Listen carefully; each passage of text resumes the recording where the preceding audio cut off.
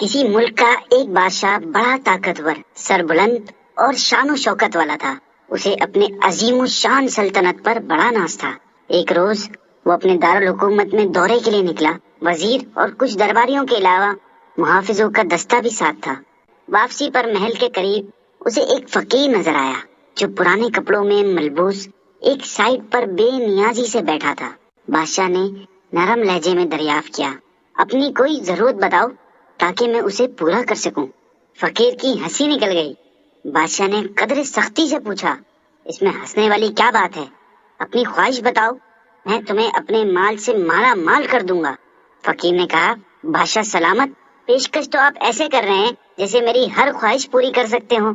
اب بادشاہ نے برہمی سے کہا، بے شک میں تمہاری ہر بات پوری کر سکتا ہوں۔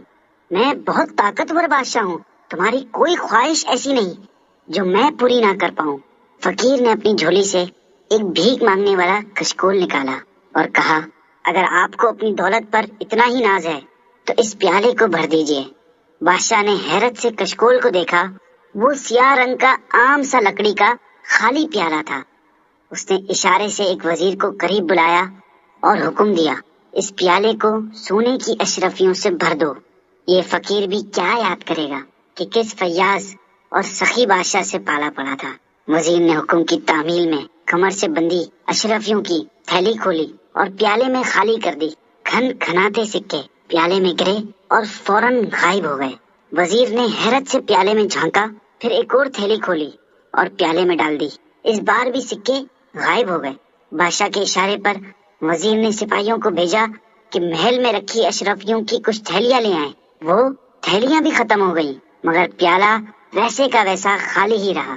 یہ ماجرا دیکھ کر بادشاہ نے خزانے سے قیمتی موتیوں سے بھری ایک بوری منگوائی، وہ بھی خالی ہو گئی۔ اب کی بار بادشاہ کا چہرہ سرخ ہو گیا۔ اس نے ضدی لہجے میں وزیر سے کہا، اور بوریاں منگوا لو، جو کچھ بھی ہے اس پیالے میں ڈال دو، اسے ہر حال میں بھرنا چاہیے۔ وزیر نے ایسا ہی کیا۔ دوپہر ہو گئی لیکن پیالہ بدستور خالی رہا، کیونکہ جو چیز پیالے میں ڈالی جاتی وہ فوراً ہی غائب ہو جاتی اور پیالہ ویسے کا ویسا خالی رہتا۔